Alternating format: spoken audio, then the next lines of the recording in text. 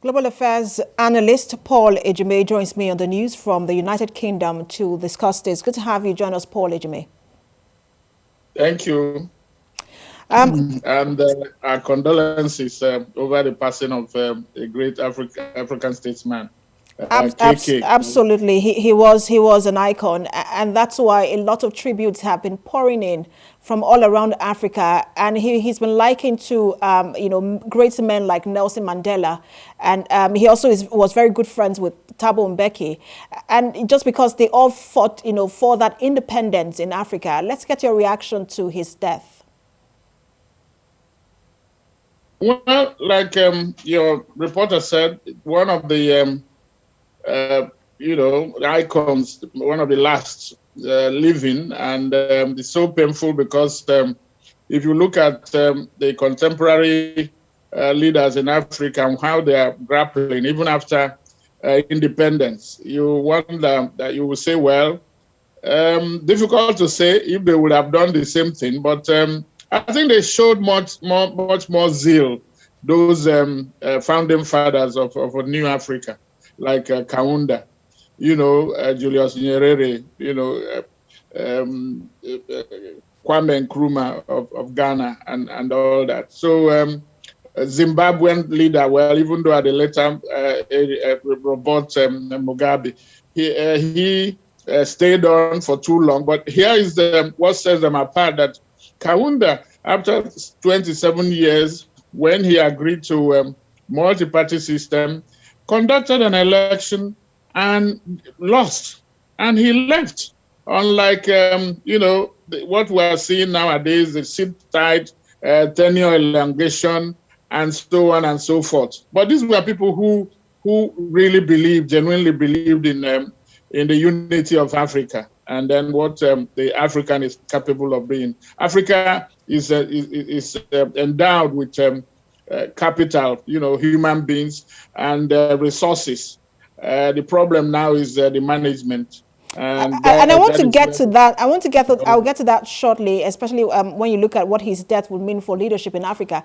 But I want to stay on his that transition period in Zambia between 1964 and 1991, when he handed over power to the opposition.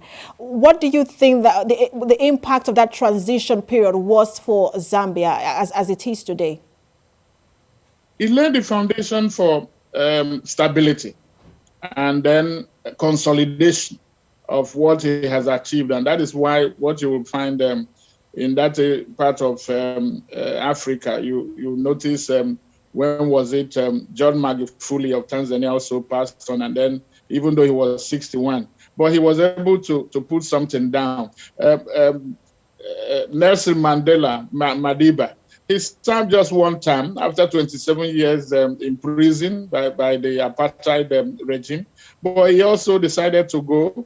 The thing is to know when to leave when the ovation is loudest, not what we are having now. People sitting tight, tinkering with the constitution to make sure that when you do that, it doesn't make for stability. It doesn't make for you delivering the dividends of the democracy, of attending to the security and peace and well-being of the people. Now leaders have become so selfish, so corrupt and wicked.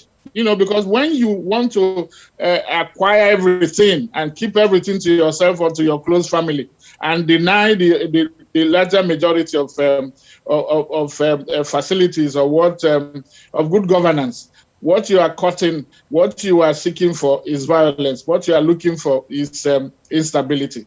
And I think there are lessons there that when you lay the foundation for peace and stability, there will be peace. But when you now begin to you exclude people from the system, you show injustice. You are not inclusive. I mean, those are the factors that breed instability and insecurity.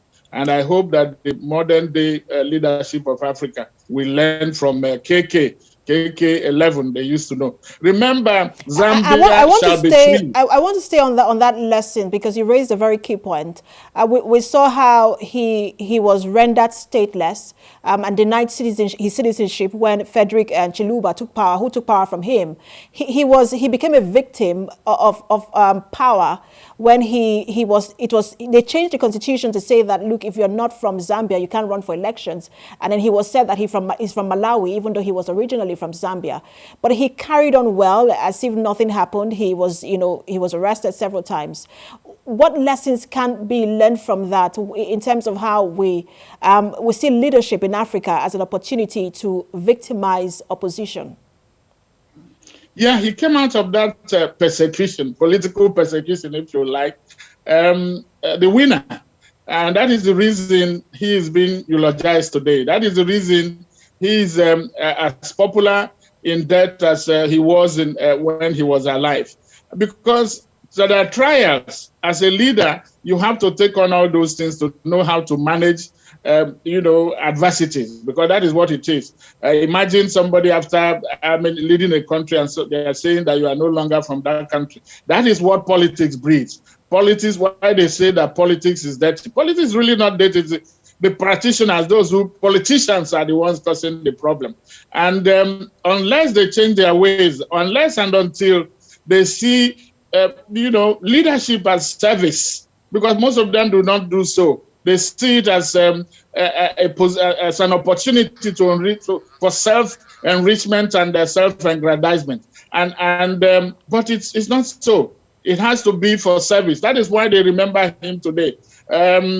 He's so many. This is a man known for peace and pacificity. He's very passive in the non-violence. That is what he was preaching, and that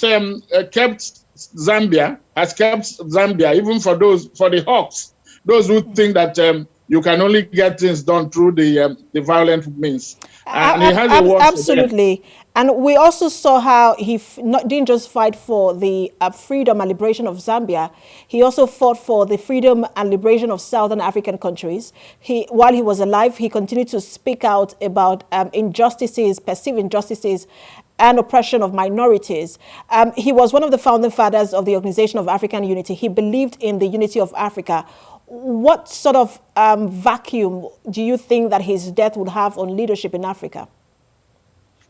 Well, if we had, a space for, in terms of counting what Africa is losing from the demise of people like Kaunda, it's really widens the gap between that generation of leadership and what we have now.